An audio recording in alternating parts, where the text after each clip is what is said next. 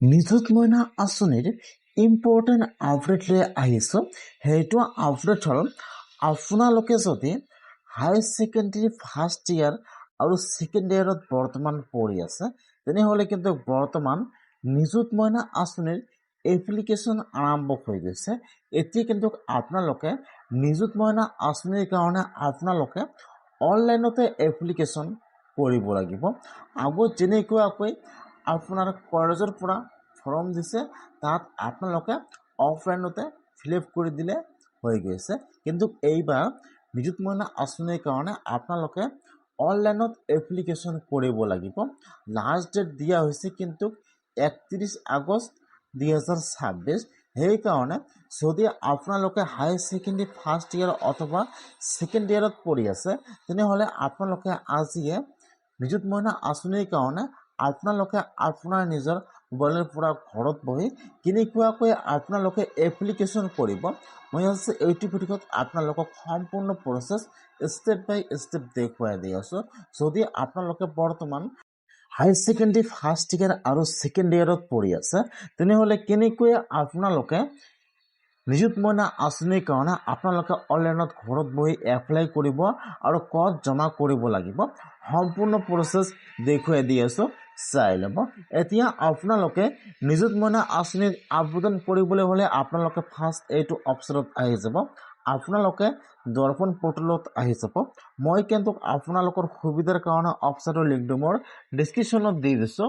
আপোনালোকে direct click কৰি first এইটো অপশ্যনত আহি যাব।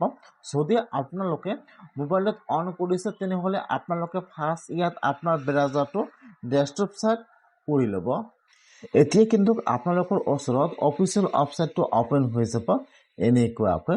এতিয়া ইয়াত চাব দিয়া আছে ষ্টুডেণ্ট লগইন। এতিয়া আপোনালোকে লগইনত ক্লিক কৰিব। ইয়াত আপোনাৰ ফাৰ্ষ্ট মোবাইল নম্বৰ বহাই দিব, ডেট অফ বাৰ্থ বহাই দিব আৰু যেতিয়া আপোনালোকে ইউজাৰ আই ডিটো বনাইছিল তাত যিটো আপোনালোকে পাছৱাৰ্ড দিছে আপোনালোকে ইয়াত পাছৱাৰ্ডটো বহাই দিব। যদি আপোনালোকে আপোনাৰ পাছৱাৰ্ডটো নাজানে তেনেহ'লে আপোনালোকে ইয়াত পাছৱাৰ্ডটো ফৰগেট কৰি লৈ ল'ব। ইয়াত মোবাইল নম্বৰ বহাই দিব, ডেট অফ বাৰ্থ বহাই দিব আৰু ইয়াত যিটো আপোনালোকে পাছৱাৰ্ড বনাইছে ইয়াত পাছৱাৰ্ডটো বহাই দিব। এতিয়া আপোনালোকে সকলো বহাই দি ইয়াত চাব দিয়া আছে লগ ইন এজ ষ্টুডেণ্ট। এতিয়া আপোনালোকে সকলো বহাই দি আপোনালোকে এতিয়া লগইনৰ ওপৰত ক্লিক কৰিব। যেতিয়া আপোনালোকে লগইনৰ ওপৰত ক্লিক কৰিব এতিয়া কিন্তু ইয়াত আপোনাৰ প্ৰফাইলটো অপেন হৈ যাব এনেকুৱাকৈ। এতিয়া আপোনালোকৰ প্ৰফাইলত আহি ফাৰ্ষ্টত চাব দিয়া আছে নিযুত মইনা আঁচনি। ছোৱালীসকলৰ বাবে ইয়াত থাকিব নিযুত মইনা আঁচনি আৰু যিবিলাক ল'ৰা আছে ইয়াত লিখা থাকিব বাবু আঁচনি। এতিয়া আপোনালোকে ফাৰ্ষ্ট আপোনাৰ আই ডিটো লগ ইন কৰি লৈ ল'ব বা আপোনালোকৰ যেতিয়া প্ৰফাইলটো অপেন কৰিব ইয়াত কিন্তু ফাৰ্ষ্ট দিয়া থাকিব আপোনালোকৰ নিযুত মইনা আঁচনি অথবা বাবু আঁচনিৰ নাম ইয়াত দিয়া থাকিব। এতিয়া আপোনালোকে ইয়াৰ পৰা সেইটো অপশ্যনৰ ওপৰত ক্লিক কৰিব। যেতিয়া আপোনালোকে আঁচনিৰ নামটোৰ ওপৰত ক্লিক কৰিব এতিয়া কিন্তু আপোনালোকৰ ওচৰত ফৰ্মটো ইয়াত অপেন হৈ যাব এনেকুৱাকৈ। এইটো হৈছে কিন্তু নিযুত মইনা আঁচনিৰ এপ্লিকেশ্যন ফৰ্ম। এতিয়া আপোনালোকে ফৰ্মটো সম্পূৰ্ণকৈ ভালকৈ ফিল আপ কৰিব লাগিব যাতে ইয়াত একো ভুল নহয়। ইয়াত কিন্তু আপোনাৰ ডিটেইলছ সম্পূৰ্ণ দিয়া থাকিব, আপোনাৰ নাম, ডেট অফ বাৰ্থ, আপোনাৰ গাৰ্জিয়ান নাম, মোবাইল নম্বৰ। খালি আপোনালোকে ইয়াত যিটো আপোনাৰ ৰিলিজন আছে চিলেক্ট কৰি লৈ ল'ব আৰু আপোনালোকে মেৰিড নে আনমেৰিড হয় আপোনালোকে সেইটোকে চিলেক্ট কৰি লৈ ল'ব। তাৰপিছত ইয়াত কিন্তু আপোনালোকৰ আধাৰ কাৰ্ড নম্বৰ অলৰেডি দিয়া থাকিব। তাৰপিছত আপোনালোকে এতিয়া চেণ্ড অ'টিপিত ক্লিক কৰিব। ফাৰ্ষ্ট কিন্তু আপোনালোকৰ ইয়াত আপোনাৰ আধাৰ কাৰ্ডটো ভেৰিফাই কৰিব লাগিব। তাৰপিছত আপোনাৰ যিটো আধাৰ কাৰ্ডত ফোন নম্বৰ দিয়া আছে তাত কিন্তু আধাৰ অ'টিপি আহি যাব। ইয়াত আহি যাব এণ্টাৰ আধাৰ অ'টিপি। এতিয়া আপোনালোকে ইয়াত আধাৰ অ'টিপিটো বহাই দি আপোনালোকে ভেৰিফাই অ'টিপিত ক্লিক কৰিব। ইয়াত কিন্তু আপোনাৰ ডিটেইলছ সকলো দিয়া থাকিব, খালি আপোনালোকে ইয়াত আপোনালোকৰ আধাৰ কাৰ্ডটো ভেৰিফাই কৰি লৈ ল'ব। ইয়াত চাব অ'টিপি আহি গৈছে। এতিয়া আপোনালোকে ইয়াত আধাৰ অ'টিপিটো বহাই দি ভেৰিফাই অ'টিপিত ক্লিক কৰিব। ইয়াত লগে লগে দেখুৱাই দিব যে আপোনালোকৰ আধাৰ কাৰ্ড ভেৰিফাই সাকসেসফুল, ইয়াত নাম, ফাদাৰ্ছ নাম এবাৰ আপোনালোকে সম্পূৰ্ণকৈ চাই ল'ব যে সকলো শুদ্ধ আছেনে নাই। আপোনালোকে ইয়াত OTPটো বহাই দি ভেৰিফাই ক্লিক কৰিব, ইয়াত দেখুৱাই দিব আপোনালোকৰ আধাৰ কাৰ্ড ভেৰিফাই ছাকচেছফুল।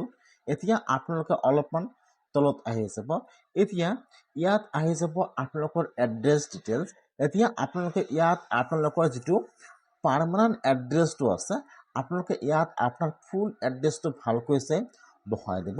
ফাৰ্ষ্ট চাব ইয়াত দি আছে প্ৰেজেণ্ট ৰেচিডেণ্ট ইন আসাম, আপোনালোকে ইয়াত চিলেক্ট কৰিব ইয়েছ। তাৰপিছত ইয়াত দুটা অপশ্যন আহি যাব ৰুৰাল এণ্ড উৰ্বান, আপোনালোকে যদি গ্ৰামাৰ তেনেহ'লে আপোনালোকে চিলেক্ট কৰিব ৰুৰাল, আৰু যদি আপোনালোকে টাউনত চিলেক্ট কৰি ল'ব আপোনালোকে ইয়াত উৰ্বান, ৰুৰাল এণ্ড উৰ্বান। তাৰপিছত ইয়াত চাব দি আছে ডিষ্ট্ৰিক্টৰ নাম, আপোনালোকে ইয়াত আপোনাৰ ডিষ্ট্ৰিক্টৰ নামটো চিলেক্ট কৰি লৈ ল'ব। তাৰপিছত ইয়াত আপোনাৰ ব্লকৰ নামটো চিলেক্ট কৰি লৈ ল'ব। ইয়াত যিটো আপোনালোকৰ ফুল এড্ৰেছটো আছে আপোনালোকে ইয়াত আপোনাৰ ফুল এড্ৰেছটো ভালকৈ চিলেক্ট কৰি লৈ ল'ব। তাৰপিছত ইয়াত আহি যাব একাডেমিক ডিটেইলছ, ইয়াত কিন্তু আপোনাৰ ডিটেইলছ সম্পূৰ্ণ আহি যাব।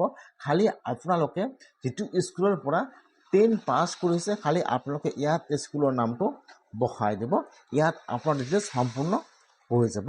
তাৰপিছত ইয়াত আহি যাব আপোনাৰ বেংকৰ ডিটেইলছ, এইটো হৈছে কিন্তু আপোনালোকৰ মেইন ডিটেইলছ। আপোনালোকে ইয়াত যিটো বেংকৰ একাউণ্ট জমা কৰিব এইটো বেংকৰ একাউণ্ট যাতে আধাৰ কাৰ্ড অথবা DBT লিংক এক্টিভ থাকে, নহ'লে কিন্তু আপোনালোকে আঁচনিবিলাকৰ পইচা লাভ নকৰিব। সেইকাৰণে আপোনালোকে ইয়াত যিটো বেংকৰ একাউণ্ট জমা কৰিব সেইটো বেংকৰ একাউণ্ট যাতে আধাৰ কাৰ্ড লিংক থাকে আৰু DBT লিংক এক্টিভ থাকে। ফাৰ্ষ্ট আপোনালোকে ইয়াত আপোনাৰ বেংকৰ নাম চিলেক্ট কৰি লৈ ল'ব। তাৰপিছত ইয়াত আপোনালোকে ব্ৰাঞ্চৰ নামটো বহাই দিব, ইয়াত আপোনাৰ বেংকৰ IFSC কোড নম্বৰটো বহাই দিব আৰু ইয়াত আপোনাৰ বেংকৰ একাউণ্ট নম্বৰটো বহাই দিব। তাৰপিছত ইয়াত আপোনালোকৰ ফুল নেমটো বহাই দিব, ইয়াত বহাই দিব আপোনাৰ বেংকৰ ডিটেইলছটো আপোনালোকে ইয়াত ভালকৈ চাই বহাই দিব। তাৰপিছত আপোনাৰ যিটো বেংকৰ পাছবুক আছে আপোনালোকে ইয়াত আপোনাৰ বেংকৰ পাছবুকৰ ফাৰ্ষ্ট পেজটো আপোনালোকে ইয়াত আপলোড কৰি দি দিব। ইয়াত চাব ইয়াত আপোনালোকে আপলোড কৰি দি দিব বেংকৰ ফাৰ্ষ্ট পাছবুকটো। তাৰপিছত ইয়াত চাব দি আছে প্ৰচেছ, এতিয়া আপোনালোকে প্ৰচেছৰ ওপৰত ক্লিক কৰিব। এতিয়া কিন্তু আপোনালোকৰ ওচৰত এপ্লিকেশ্যন ফৰ্মটো ইয়াত অপেন হৈ যাব। এনেকুৱাকৈ আপোনালোকে এবাৰ ফৰ্মটো সম্পূৰ্ণকৈ চাই ল'ব যে সম্পূৰ্ণ ফৰ্মটো শুদ্ধ আছে নে ইয়াত কিবা ভুল হৈ আছে। যদি ইয়াত সকলো শুদ্ধ হৈছে নহ'লে আপোনালোকে ইয়াত চাব দি আছে ছাবমিট, এতিয়া আপোনালোকে ইয়াত ছাবমিটত ক্লিক কৰিব। আপোনালোকে ফৰ্মটো সম্পূৰ্ণকৈ ডিটেইলছবোৰ চাই ল'ব যে সম্পূৰ্ণ বস্তু শুদ্ধ আছে নে ইয়াত কিবা ভুল হৈ আছে। যদি ইয়াত সকলো শুদ্ধ আছে তেনেহ'লে ইয়াত চাব দি আছে ছাবমিট, এতিয়া আপোনালোকে ছাবমিটত ক্লিক কৰিব, নহ'লে কিন্তু ইয়াত আপোনালোকৰ এপ্লিকেশ্যনটো ছাবমিট হৈ যাব। এতিয়া আপোনালোকে কেনেকুৱাকৈ আপোনালোকে ৰিচিপ্টটো ডাউনলোড কৰিব লাগিব চাই লওক। এতিয়া আপোনালোকে আৰু এবাৰ আপোনালোকৰ প্ৰফাইলত আহি যাব, ইয়াত চাব দিয়া থাকিব আচৰণনামা আৰু ইয়াত চাব দিয়া থাকিব ডাউনলোড একনলেজমেণ্ট ৰিচিপ্ট। এতিয়া আপোনালোকে ডাউনলোডত ক্লিক কৰিব, নহ'লে কিন্তু আপোনালোকৰ ওচৰত ইয়াত ৰিচিপ্টটো আহি যাব এনেকৈ। এতিয়া আপোনালোকে ৰিচিপ্টটো প্ৰিণ্ট কৰি আপোনালোকে আপোনাৰ কলেজত আপোনাৰ সকলো ডকুমেণ্টৰ লগত জমা কৰিব লাগিব নিযুত মইনা আঁচনি পইচা পাবলৈ হ'লে। যিসকলে এতিয়াও